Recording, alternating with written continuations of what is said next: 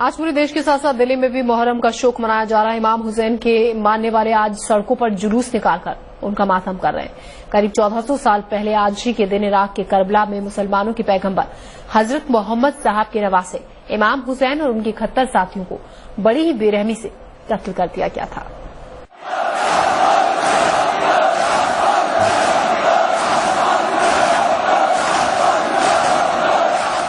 امام حسین کی شہادت کے شوق میں آج کے دن دنیا بھر میں شوق منایا جاتا ہے۔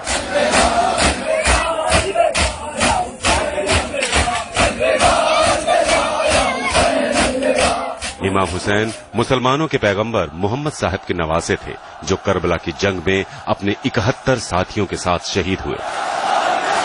محرم کیا ہے اور اسے کیوں منایا جاتا ہے، اس کے لیے ہمیں تاریخ کے اس حصے میں جانا ہوگا جب محمد صاحب کی موت کے بعد اسلام میں خلافت کا دور آیا، یعنی خلیفہ کا راج تھا۔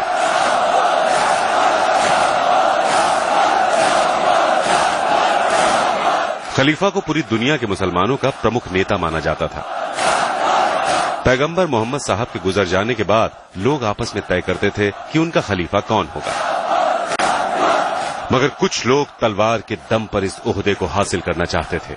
انہی میں سے ایک تھا سیریائی سلطان یزید ابن معاویہ، جس نے خود ہی خود کو مسلمانوں کا خلیفہ گھوشت کر دیا اور لوگوں پر اسلام کے نام پر ظلم ڈھانے لگا۔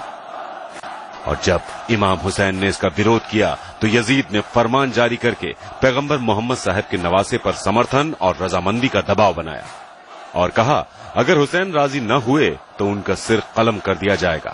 مگر امام حسین نے کہا میں ایک پاپی، بے ایمان اور خدا رسول کو نہ ماننے والے یزید ابن معاویہ کا آدیش نہیں مان سکتا۔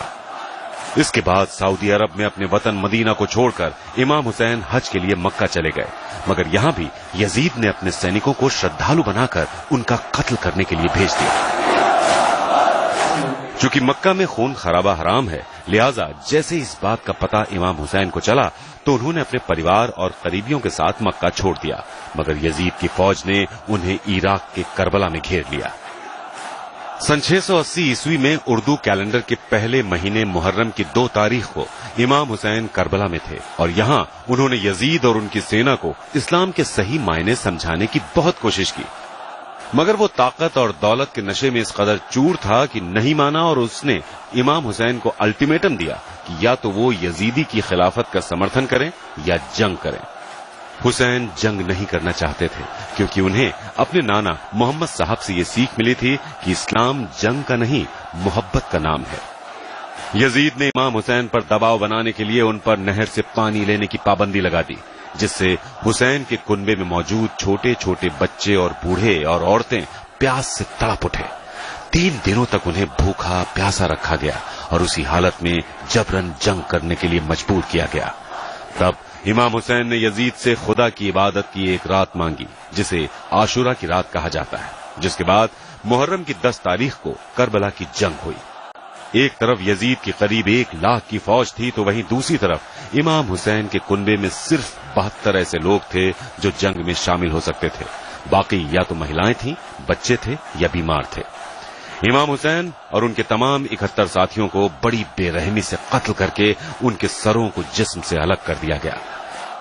یزید کے 1 لاکھ کے لشکر نے جن 72 لوگوں کو مارا ان میں 6 مہینے کے بچے علی اصغر کے ساتھ ساتھ کم عمر کے بچے اور بوڑھے بھی تھے، جس کے بعد ان کے خیموں کو جلا دیا گیا۔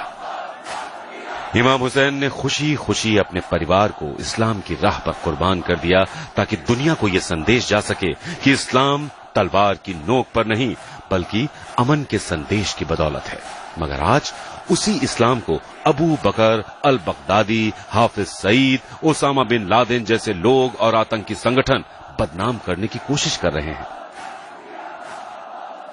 حسین اور ان کے 71 ساتھی مر کر بھی امر ہو گئے۔ آج بھی ان کے اہنسا کے سندیش کی مثال پوری دنیا دیتی ہے۔ میں نے امام حسین سے سیکھا کہ مظلوم ہوتے ہوئے بھی کس طرح جیت حاصل کی جا سکتی ہے۔ اسلام کی بڑھوتری تلوار پر نربھر نہیں کرتی بلکہ حسین کے بلیدان کا ایک نتیجہ ہے۔ انصاف اور سچائی کو زندہ رکھنے کے لیے فوجوں یا ہتھیاروں کی ضرورت نہیں ہوتی ہے، قربانیاں دے کر بھی جیت حاصل کی جا سکتی ہے، جیسے کہ امام حسین نے کربلا میں کیا۔